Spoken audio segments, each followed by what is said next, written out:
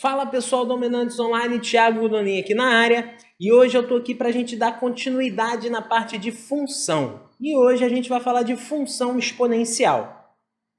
Bem, a gente vai definir uma função exponencial quando nossa variável estiver no expoente da nossa expressão, ok? Então, toda vez que a gente está falando sobre esse tipo de situação, vale a gente relembrar a ideia de base, beleza? Bem, então nesse caso aqui da nossa função sendo a elevado a x, o a é a nossa base e x é o nosso expoente, tudo bem?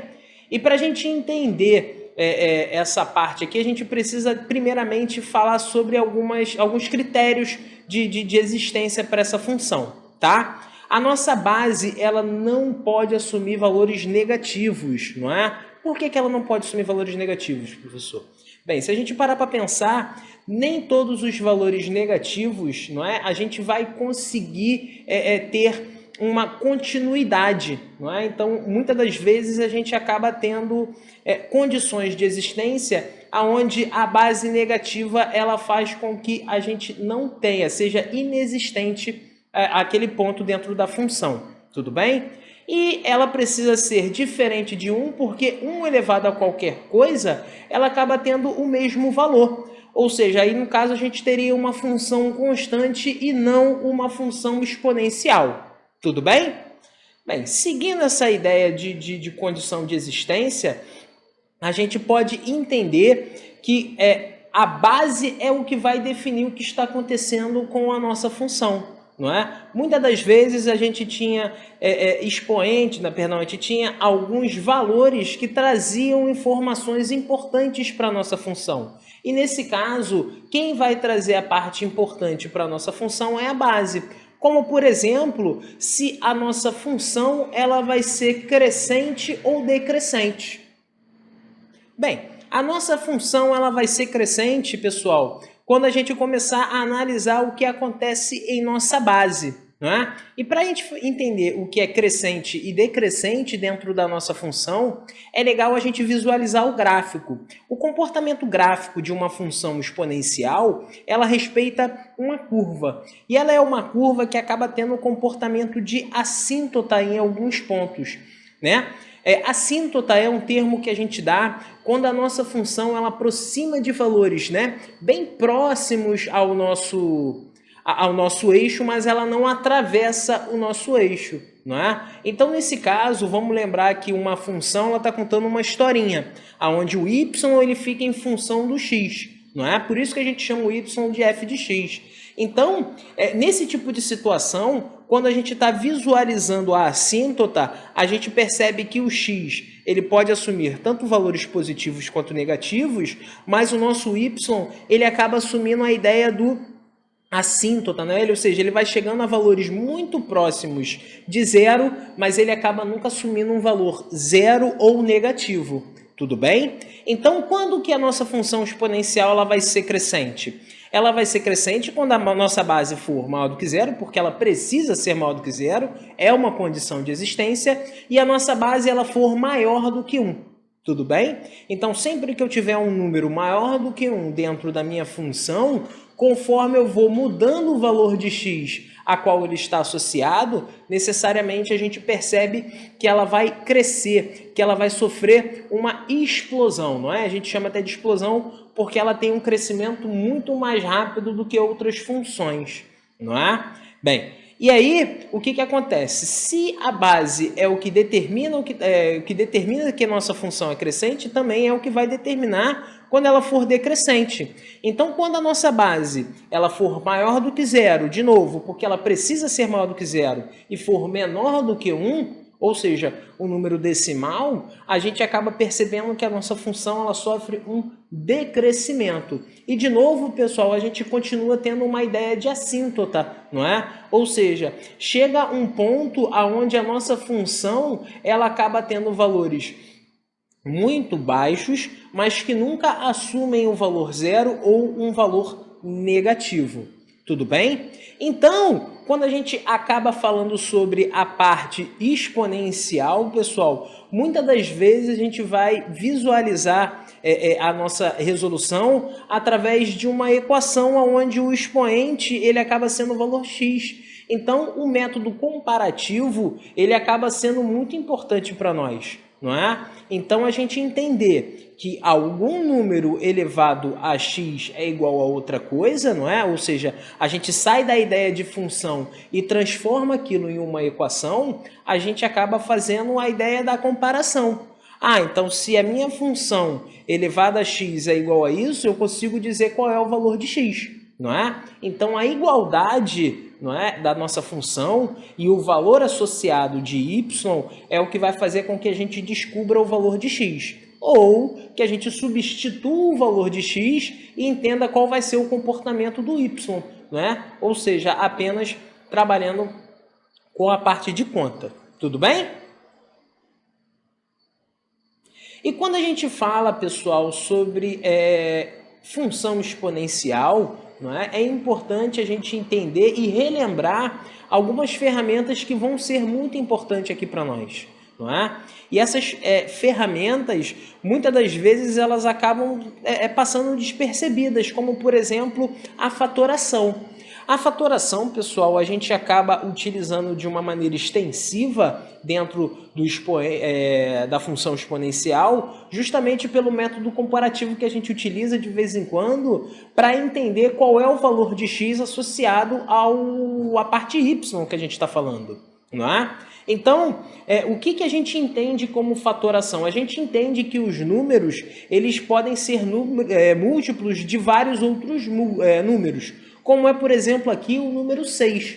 Não é? Se a gente pegar o 6 e fatorar o 6, a gente entende que o 6 ele é nada mais, nada menos do que o 3 vezes 2. Não é? E aí eu posso fazer essa abertura. Eu posso simplesmente representar o 6 como um número diferente. E esse número, no caso, vai ser o produto de dois outros números. Não é? E aí a gente precisa relembrar que quando a gente eleva um número a alguma coisa, não é? E aí esse número ele acaba sendo fatorado, os nossos dois outros números, eles também estão associados ao nosso probleminha. Então, eles também estão elevados ao quadrado. Né? Então, aqui, se a gente parar para pensar, 6 ao quadrado é quanto? 6 ao quadrado é 36, não é? Então, se a gente fizer aqui separadamente, a gente vai obter o mesmo valor? Vamos analisar. Bem, 3 ao quadrado é 9.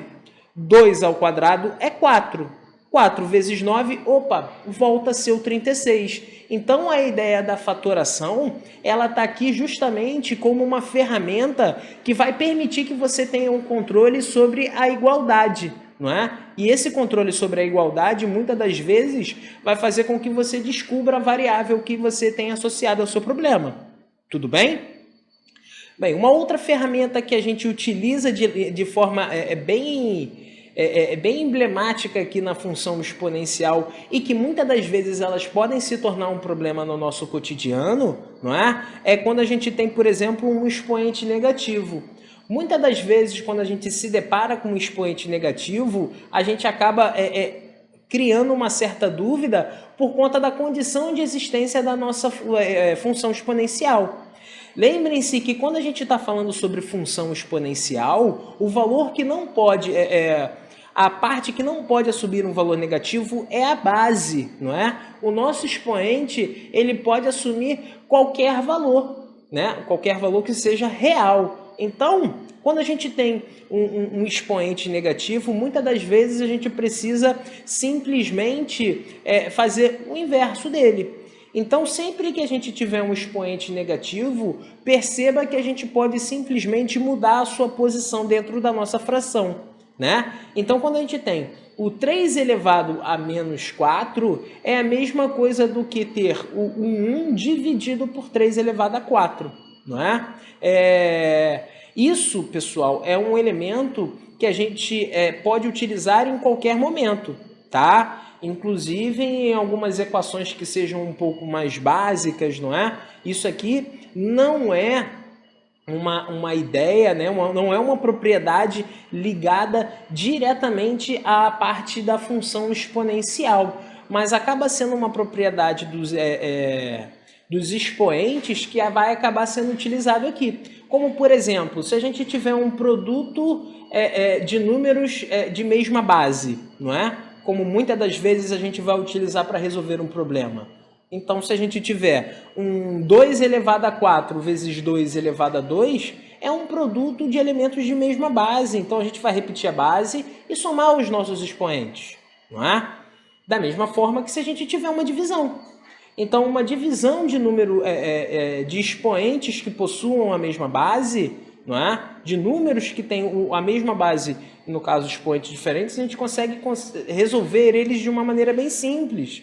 A gente repete a base e subtrai os expoentes, né? Outros elementos que a gente acaba trazendo aqui para o universo da função exponencial, quando a gente tem um expoente de expoentes, não é? Então, o 2 elevado a 2, que está todo mundo elevado a 2, como é, por exemplo, aqui, ó, 2 elevado a 2, e se ele tiver elevado a 2?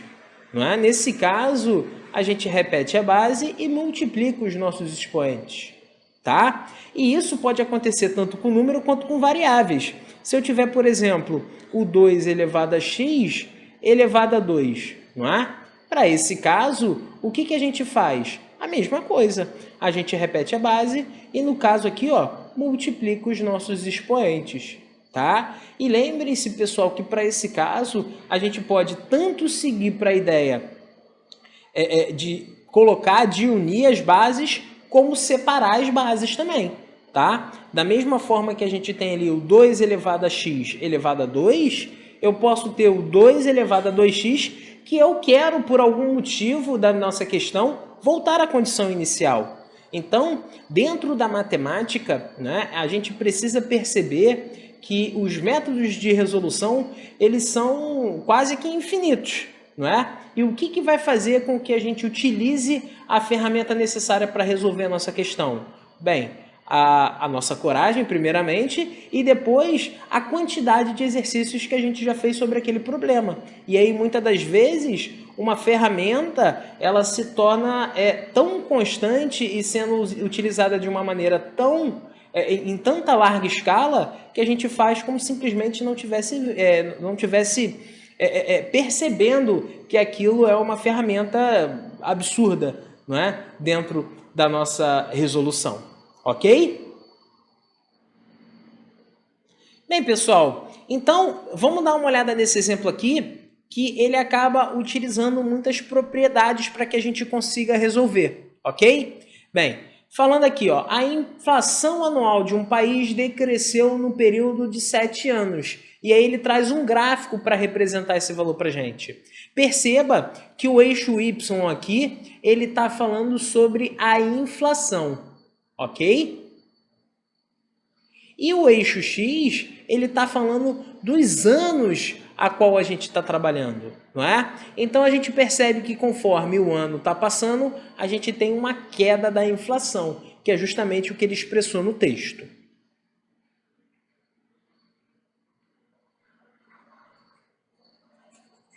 Bem, adotando isso, a gente percebe que esse fenômeno ele pode ser representado pela função exponencial f de x, que no caso é o y, é igual a A vezes B elevado a x. Então, nesse caso, B é a base e A é uma constante que está associada à nossa função, a qual a gente ainda não sabe qual é o seu valor, ok? Então, ele fala assim, ó, conforme o gráfico abaixo, e aí ele apresenta o gráfico. E ele pede para a gente determinar qual é a função, qual é a taxa de inflação desse país, né, no 4º ano do declínio. Então, nesse caso, ele quer descobrir esse valor de Y aqui, não é? E para que a gente determine qual é esse valor, a gente vai precisar trabalhar com essa função, ok? Só que para a gente trabalhar com essa função, a gente não pode ter incógnitas, não é? Esses valores aqui, que nesse caso são constantes, a gente precisa descobrir quais que são eles, não é? E como que a gente vai fazer isso? Utilizando os dados que foram fornecidos, não é? Pela própria questão. Por exemplo, se a gente pegar o ano 0, ou seja, o ano a qual ele começou a observação da inflação, Ele viu que a inflação estava em 960%, não é? E aí? Como que a gente vai trabalhar com isso? Bem, ele já deu uma informação, ele deu um ponto para a gente. Ele falou que quando x é igual a zero, o y ele é 960. Não é? Então, utilizando esse ponto, lembre-se que quando a gente fala sobre um ponto dentro de um gráfico, a gente está justamente associando o valor de x e o valor do y, criando o que a gente chama de par ordenado, não é? Então, o par ordenado, que é esse ponto aqui do nosso gráfico, ele acaba sendo justamente o fator que vai fazer com que a gente descubra, não é? Uma das nossas constantes associada à nossa função. Como que a gente faz isso? Substituindo o que ele deu. No lugar do f de x, não é? O que eu vou fazer?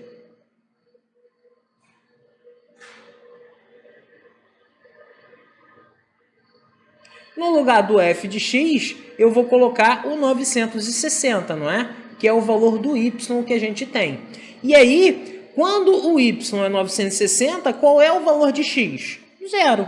Então, eu venho aqui e quando eu coloco o x, ao invés de escrever o x, eu vou escrever o zero, ok? E aí, pessoal, a coisa ela fica simples, porque a gente sabe que qualquer número elevado a zero, ele sempre é igual a 1, não é? Então, nesse caso, a gente tem 960 é igual ao a vezes 1, e a gente sabe que a vezes 1 é a. Então, a gente acabou de descobrir qual é o valor de a da nossa função, tá? O a, ele vai ser o 960. Então, para que a gente resolva a perguntinha que ele deu para a gente, basta a gente ver o quê? Basta a gente ver qual é o valor que a gente vai ter associado à constante b, não é? E aí, o que a gente faz? A gente substitui também. Então, olha para cá. O outro par ordenado que ele deu para a gente foi qual? Ele deu para a gente que quando o x é igual a 7, o y ele vai ser 7,5. Tudo bem?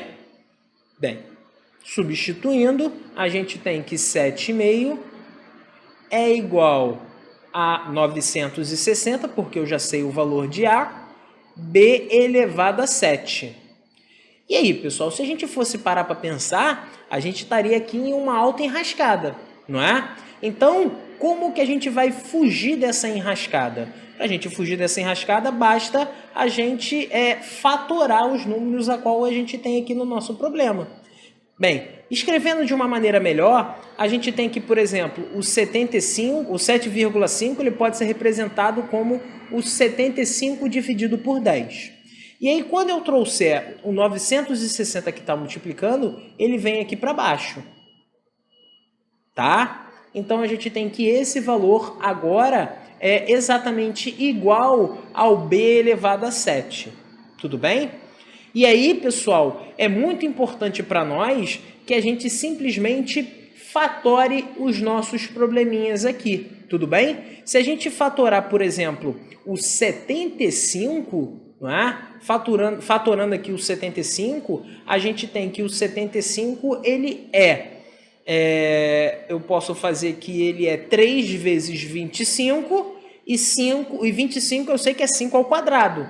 Então eu posso reescrever o 75 de forma fatorada, que vai ser o 3 vezes 5 ao quadrado. Eu vou continuar fazendo isso, não é? Por exemplo, o 10. O 10 na forma fatorada, ele é o 2 vezes o 5. Bem, e quem é o 960 na sua forma fatorada?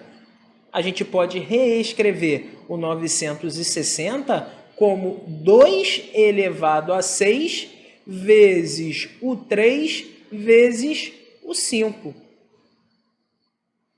E aí, para que a gente simplesmente perceba o que eu estou querendo fazer aqui, eu estou simplesmente tentando simplificar a nossa expressão a um ponto onde a gente consiga comparar, não é? E descobrir qual é a base que está associada ao nosso valor de b.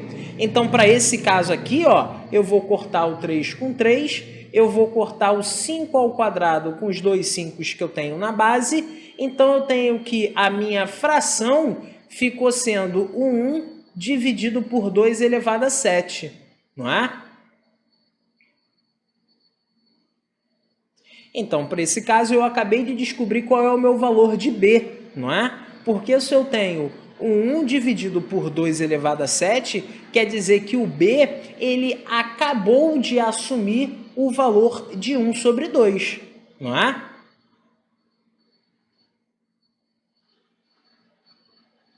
Então, agora a coisa ela ficou simplesmente fácil de resolver, não é? Porque eu tenho o meu valor de A, eu tenho o meu valor de B e eu sei qual é o valor de X que eu quero jogar para descobrir o Y. Eu sei que o quarto ano é quando o meu X o meu X é igual a 4. Então, a minha função agora, ou seja, o meu f de X, ele é o 960 vezes 1 dividido por 2 elevado a 4. Então, o nosso f de x, ele é o 960 vezes 1 dividido por 2 elevado a 4.